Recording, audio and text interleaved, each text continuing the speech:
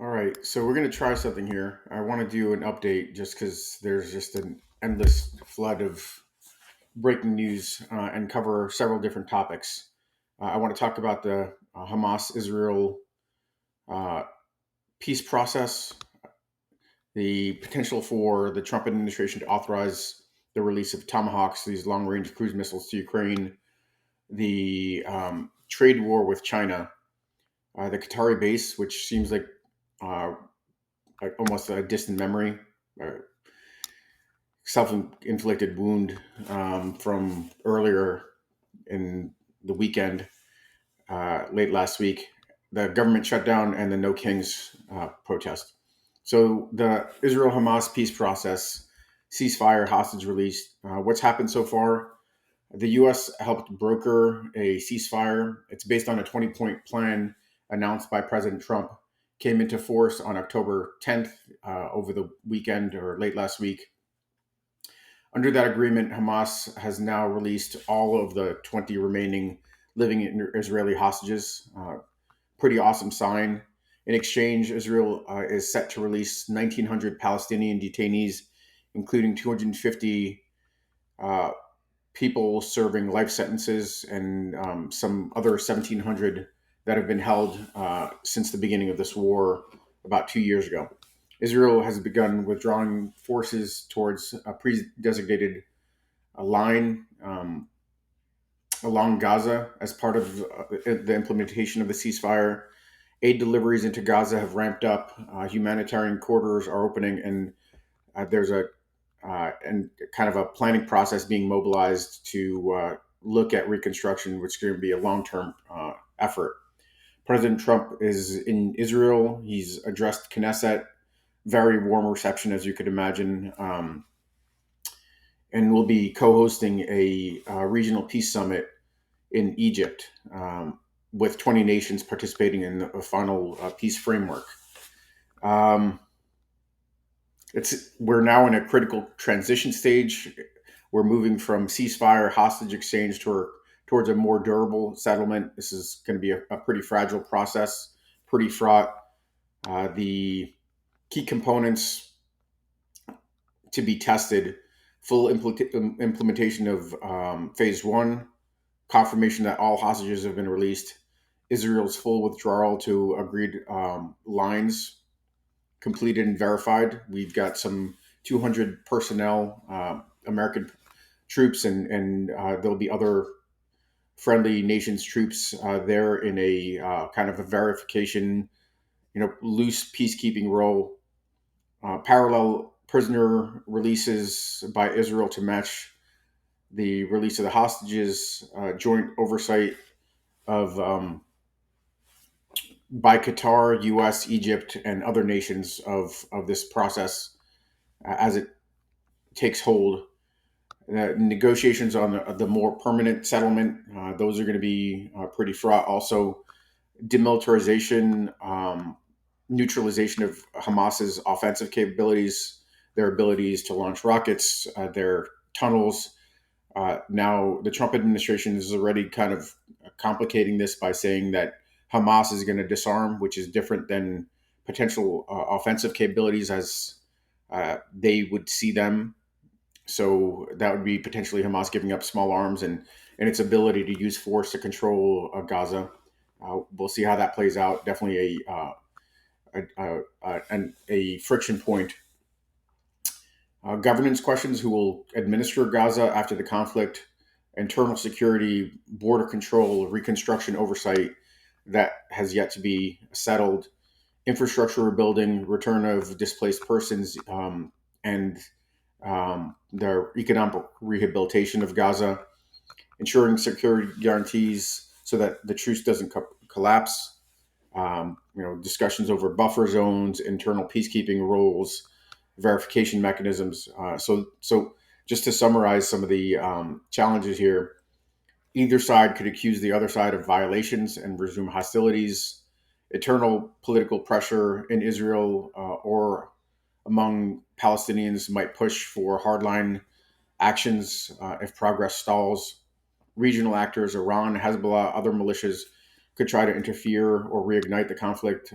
Certainly, Iran played a role in arming some of these proxies and wants to uh, destabilize, undermine the potential for kind of a broader settlement with Israel under the Abraham Accords. The sheer scale of the reconstruction and humanitarian need in Gaza may overwhelm capacity, giving opportunities for renewed tensions. So um, we're past the ceasefire and hostage exchange phase, entering a much more delicate stretch where there need to be verifications, withdrawals, political negotiations, reconstruction. Whether it holds depends significantly on how well the monitoring mechanism works and whether both sides resist resuming conflicts. And of course, there are a lot of internal politics here. Netanyahu, in certain regards, was looking to sustain a conflict with Hamas to avoid investigation into his role into triggering the or setting the conditions, the permissive environment for the October 7th attacks, and to settle his to advance Israel's cause of rooting out, eliminating its opponents and terrorist threats. So that potentially could resume. Hamas is unlikely to, or very reluctant to give up its weapons. Iran is a big player here. So this is a very difficult and delicate thing for the administration to handle. Regardless, the Trump administration in this pocket warrants some praise. They managed to achieve. This seems to be the one area where they seem to be able to bring pressure and diplomacy to bear, whether it's Iran and its nuclear program or terrorist proxies. So we'll see how things play out. But it's appropriate to give them credit for helping drive an end to this hot phase, and we'll see if it holds. Okay, so Trump moving on to Tomahawks. These are long-range cruise missile systems. The long-range version of the Tomahawks have a 2,500 kilometer range. So we're talking about, uh, let's see, back of the envelope math. We're talking about 1,600 miles, more than 1,600 miles, which allows Ukraine to strike deep into Russian territory and target Russia's military infrastructure, particularly the sites where these Shahid drones, these are what the Russians call Gerin drones, are being produced by the thousands. So this is a pretty significant development. Trump has publicly stated that he may approve delivering these long-range Tomahawks to Ukraine if Russia does not cease its aggression. Seems unlikely that Russia will. Feels like it's got a bit of an upper hand in this attritional warfare stage. Trump mentions that that the authorization would happen through NATO, so this wouldn't be a direct sale to Ukraine, and he would want assurances on how the missiles would be used, making the final decisions like we have thus far with regards to our provision of intelligence on what targets the Ukrainians could strike. So, uh, with some rigid checks on what the Ukrainians can do. The missiles could reach, again, 2,500 kilometers, well beyond Moscow. Moscow, of course, warns that this could be a reason to escalate a lot of peacocking and puffing to try to warn off our taking this appropriate step. Russia has responded with sharp warnings. Former President Medvedev, who is kind of a drunk and at this point uh, seems to have lost some of his faculties, is just kind of an aggressive mouthpiece. Said that this move is very dangerous, particularly because it's difficult to distinguish between conventional versus nuclear warheads, which is comical. This idea that somehow missiles flying out of Ukraine could be confused as potentially nuclear armed. But again, this is where Russia resorts to try to warn off the U.S. and the West. Zelensky stated the missiles would only be used against military targets. Um, this is still a proposal in the consideration stage, not yet approved for delivery. Its enactment would mark a significant shift in military support to Ukraine. It could carry some risk of escalation. Certainly, the Russians want to communicate that. That would be overstated. I think, along with the Europeans, the NATO eastern flank, defending its skies against Russia's drone use and planes into NATO territory. This would be a healthy step in pushing back on Russia's escalated, graduated um, aggression. Russia is becoming aggressive because, in fact, it is feeling the pain, the economic pain, the inability to achieve its objectives on the battlefield, and is attempting to warn off Western support, to weaken Western support, to see if it can maintain the upper hand. All right, so next topic. Trump imposes 100% tariffs on China in response to rare earths export controls. You know, uh, these are metals, these are materials that are needed to be able to produce many of our electronic devices. China has announced restrictions on rare earth exports to the US and other Western countries. Trump responded with a 100% additional tariff on Chinese goods. China has defended its controls as legitimate, citing national security and supply chain stability concerns. Beijing has criticized the U.S. for hypocrisy and raising trade tensions. I think clearly the Chinese believe that Trump folded in the previous round of tariffs and feel like they're operating from a strong hand in taking the step now. I think the Chinese overplayed their hands and are going to have to somewhat backpedal on this. Analysts see China's restrained response, meaning that they didn't immediately respond with their own sanctions, as leaving room to negotiate. Our sanctions take effect in about 2 weeks on November 1st. So there'll be some room for diplomacy. These moves do raise the risk of global supply chain disruptions, especially in high tech and defense sectors, and depend heavily on rare earths. In short, this is already in effect, and China's response is measured so far. Certainly the U.S. stock market has taken a hit based on these concerns. There is both a likelihood of further escalation, but and so that could be rhetorical, but also some time, some weeks, in order to for both sides to take a step back and ease um, the sanctions are for China and the tariffs that Trump has levied on China. So we'll see how this plays out.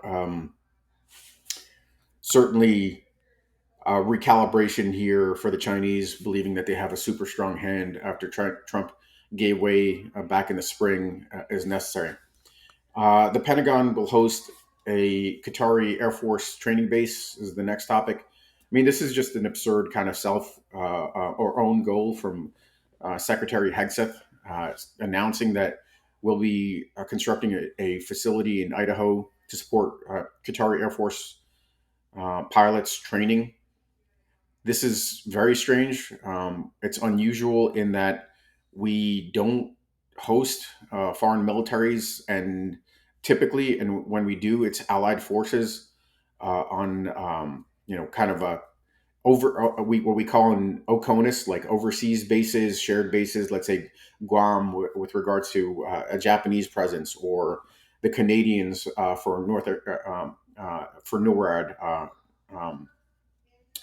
My God, it'll come back to me, but it's the joint air defenses that we have with Canada. Um, the backlash has been pretty swift, including from MAGA, questioning how this is America first. It seems to be a reward for the provision of a 747 to Trump for his personal use. So it wasn't free. Certainly, strings were attached, and the deals that the Qataris are signing are kind of pennies on the dollar for what they're getting in response, including potentially security guarantees were announced for. Trump talked about defending Qatar, who he once called a terrorist state. So um, it's it's a disturbing change of direction. I wanted to also mention a couple of other areas here um, that are pretty important. I think the shutdown, we're weeks into a shutdown.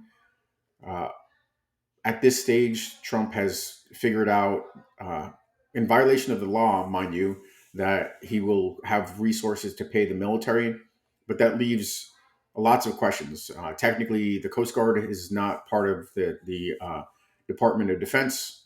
ICE is not get paid. The AFA is not going to get paid. TSA. So this is going to leave swaths, hundreds of thousands of people not being paid, but still designated as essential workers and showing up. Trump has done this reduction in force, this RIF, starting with CDC, firing folks wholesale under disputed authorities to permanently fire folks in a state where there's a shutdown and no passed budget. I was talking to Eugene, my twin, who's the congressman in Virginia's seventh district, and it's um, it's a difficult situation. His district represents a large number of government employees, retirees. He has one Marine base in his district. He's got the suburb to another military base, and he visited some food pantries. And watching these soldiers and military families in line is pretty disturbing. I'm very, very glad that these national defenders and their families are getting paid, but lots of services are going to start to grind down, and folks are going to go without pay. And these are, these folks are not, uh, doing that well where they could afford to skip paychecks. They're living paycheck to paycheck, and the Trump administration is refusing to negotiate. This is fundamentally a discussion about these ballooning healthcare costs. The Trump administration, his budget is resulting in doubling and tripling of healthcare costs to try to destroy the affordable care that Obama administration was able to implement for millions of Americans, and make that a failed system and do away with it like they've tried to do for you know many years now, well over a decade. And the Democrats are holding the line. This could be solved if there are some guarantees that premiums won't rise to unaffordable rates, that millions of people are going to lose their health care. The other part of this is there are opportunities to negotiate, but Speaker Johnson has refused to bring the House back because he would have to swear in a new congresswoman in Arizona, and that congresswoman would sign on to what's called a discharge petition. Enough Republicans and Democrats together to compel the release of the Epstein documents. So he's trying to cover for Trump, and as a result, the government is shut down. So solutions abound. There are ways to resolve this issue, but the House is going to have to come back to work. The Republicans are going to have to release the Epstein files. They're going to have to negotiate to ensure that millions of people don't lose their health care. And then we could have a functioning government. In the meantime, hundreds of thousands of folks are going to suffer, and then millions of Americans are going to suffer due to lack of the services that government provides. And sometimes we forget about these services until they're absent. And I think we're going to start feeling the pain. Last thing I'll mention is in less than a week, next Saturday, there will be a No Kings protest. I strongly encourage all of you to come to the No Kings protest. Tell your friends. If you are unhappy about the policies of the Trump administration, these disgusting attacks on our neighbors, where children are being arrested and handcuffed, where there are instances of folks being shot by ICE, raids on communities, the militarization of our cities, the attack on healthcare. the catering to our enemies like Putin, and instead of our friends, economic chaos, the fact that things are getting too expensive and unaffordable just so we could have tax cuts for the billionaire class. Show up to the No Kings protest. This is your opportunity to let the president know, let the administration know that that his policies are unpopular, that his policies are illegitimate. He may still be the president, but we could delegitimize his policies by showing up in mass, millions of us making our voice heard. I will be at the No Kings protest in Miami, giving remarks there, saying my piece in a shorter version of this. But I wanted to encourage you very much to show up and make your voice heard. This is a bit longer, but there was a lot on the agenda. Please let me know what your questions are, and I'll continue to try to do some of these. Thank you.